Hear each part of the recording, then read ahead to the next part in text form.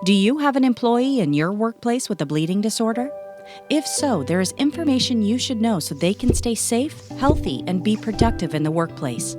A bleeding disorder is a condition where a person doesn't have enough or is missing one of the proteins that causes their blood to clot. A person with a bleeding disorder takes longer to stop bleeding. A paper cut won't cause them to bleed to death. Most bleeds are internal. Bleeding disorders aren't contagious either. The two most common types of bleeding disorders are hemophilia and von Willebrand disease. Each has varying levels of severity. The majority of bleeds occur internally in areas such as joints, muscles, or soft tissue, so it is not always easy to recognize if someone is having a bleeding episode. The common symptoms of bleeds are aching, tingling, bubbling, cramping, throbbing, or feeling of warmth.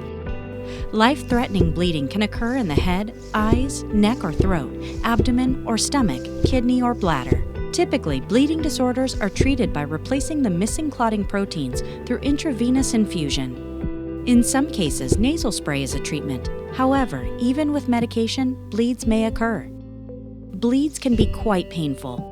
Any employee experiencing a bleed or symptoms of a bleed must be treated immediately. Employees with bleeding disorders want what other employees want: to be productive in their job and to work in a supportive environment free of discrimination. Some people with bleeding disorders may need to adjust how they perform tasks that could cause bruising or bleeding, but otherwise are fully capable in the workplace. In workplaces with 15 or more employees, qualified individuals with bleeding disorders are protected from discrimination under the Americans with Disabilities Act, or ADA. The ADA prohibits discrimination in all employment-related practices, including job application, hiring, firing, training, pay, promotion, benefits, and leave. Under the ADA, an employer must make reasonable accommodations for a qualified employee with a disability. Reasonable accommodations are adjustments to the job or work environment that the employer makes so an employee with a disability can perform essential job functions. Accommodations for someone with a bleeding disorder may include a place to store medications, somewhere to self-infuse, and flexibility in the work schedule for treatment or medical appointments.